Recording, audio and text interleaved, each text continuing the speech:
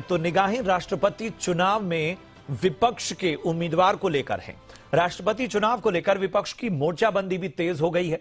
ममता बनर्जी की अगुवाई में करीब 17 विपक्षी पार्टियों ने बैठक की। इस बैठक में राष्ट्रपति चुनाव के लिए विपक्ष की ओर से साझा उम्मीदवार तय करने की कोशिश की गई।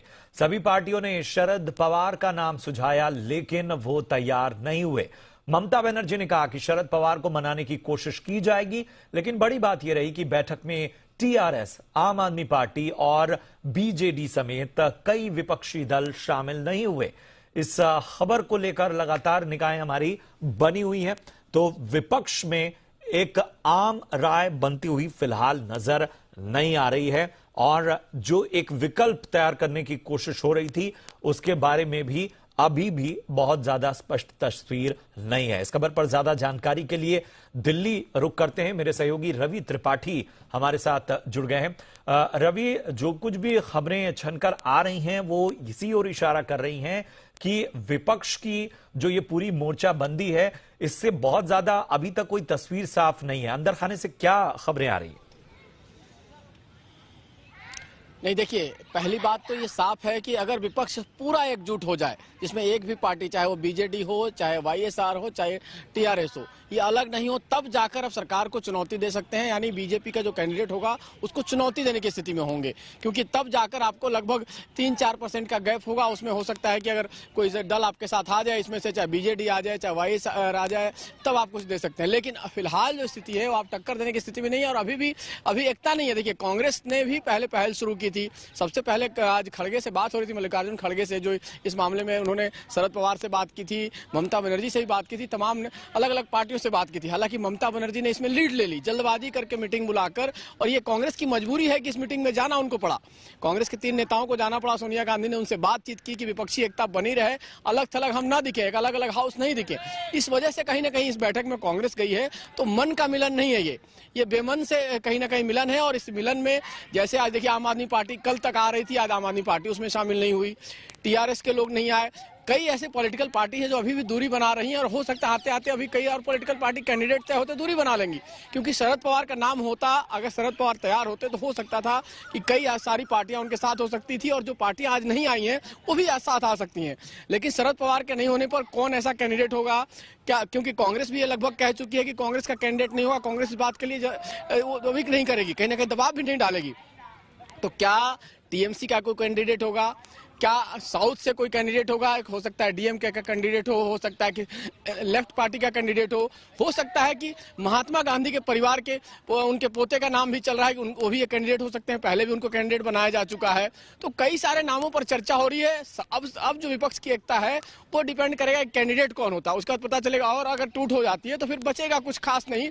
लेकिन फिलहाल ये तय हुआ है कि 3 आदमी, शरद पवार, ममता बनर्जी और मल्लिकार्जुन खड़गे, ये तीनों नेता बाकी विपक्षी दलों से बातचीत कर एक एका बनाने की कोशिश करेंगे, एक नाम पर सहमति बनाने की कोशिश करेंगे। और 21 तारीख को, आने वाली 21 तारीख को एक और बैठक होगी और ये मान के चलिए कि 21 तारीख तक नाम फाइनल कर लिया जाएगा, उसमें उसके आसपास में अनाउंस किया जाएगा। तो ये देखने वाली बात होगी कि विपक्ष का कैंडिडेट कौन होता है, उस पर भी विपक्षी एकता बनी देखने वाली होगी, क्योंकि अभी विपक्ष टूटता हुआ दिख रहा है, उसके बाद और बिखर सकता है। और वैसी स्थिति में जो सत्ता पक्ष का कैंडिडेट है उसकी जीत तय है। देखिए, वैसे भी इतिहास अगर देखेंगे तो 1900 जब से राष्ट्रपति का चुनाव होता है तब तो एक बार नीलम संजीव रेड्डी जो कांग्रेस के कैंडिडेट थे, और कहा जाता है कि उस समय बीबी गिरी जो अपोजिशन के कैंडिडेट थे उनको इंदिरा गांधी नहीं जितवाया था। खुद जो मुख्य प्रधानमंत्री थे, ये आरोप लगता है कि वो अपने ही कैंडिडेट को उन्होंने हरवाया था। इसके अलावा आज तक सत्ता पक्ष का कैंडिडेट कभी हारा नहीं है। बिल्कुल बिल्कुल। लेकिन एक चीज और भी, जो तमाम नाम तैर रहे हैं इस वक्त, जिनके नाम की काफी चर्चा है, उसमें फारूक अब्दुल्ला और कई कैंडिडेट्स हैं। तो कितना ज्यादा दम नजर आता है इन जो सारे नामों की चर्चा हो रही है उसमें? अगर हम एक रेस के तौर पर देखें तो कौन से नाम आगे चल रहे हैं? देखिए, ऐसा कोशिश किया जाएगा कि कोई सीनियर नाम हो, चाहे निर्विवाद नाम हो, जो पॉलिटिकल नाम नहीं हो, उस पर भी सहमति बन सकती है। अगर पॉलिटिकल हुआ तो उसमें देखिए देवेगौड़ा हो सकते हैं, पूर्व प्रधानमंत्री रहे हैं, सीनियर आदमी हैं, एक्सपीरियंस्ड आदमी, उनका नाम भी लाया जा सकता है। फारूक अब्दुल्ला काफी सीनियर नेता है, उनके नाम को भी लेकर आगे बढ़ा जा सकता है। लेकिन मैंने कहा ना कि जैसे फारूक अब्दुल्ला अगर आते हैं, उनका नाम आता है, तो उनके नाम पर वो सहमति आपको नहीं मिल पाएगी जो शरद पवार के नाम पर मिल रही है। तो उसी तरह से आपको देखना होगा कि सिद्धि देवगौड़ा आते हैं तो उनके नाम पर कितने लोग आपके साथ खड़े होते हैं। क्या ममता बनर्जी उस समय भी इनके साथ खड़ी होंगी? क्या ममता बनर्जी चाहती हैं कि उनको लाया जाए? क्योंकि ममता बनर्जी की पहली चॉइस और सब लोगों की पहली चॉइस शरद पवार है। सबको ये पता है कि शरद पवार वो कैंडिडेट हैं जो विपक्ष के अभी तक जितने लोग पार्टियां उनके साथ हैं उसके अलावा भी वोट ला सकते हैं। एड ऑन करना, देखिए प्रधानमंत्री का जो कैंडिडेट होता है वो पार्टी के लिए वोट एड ऑन करता है, चाहे प्रधानमंत्री मोदी हो, चाहे एक जमाने में इंदिरा गांधी थी, एक जमाने में अटल बिहारी वाजपेयी थे, जो भी नेता होता है।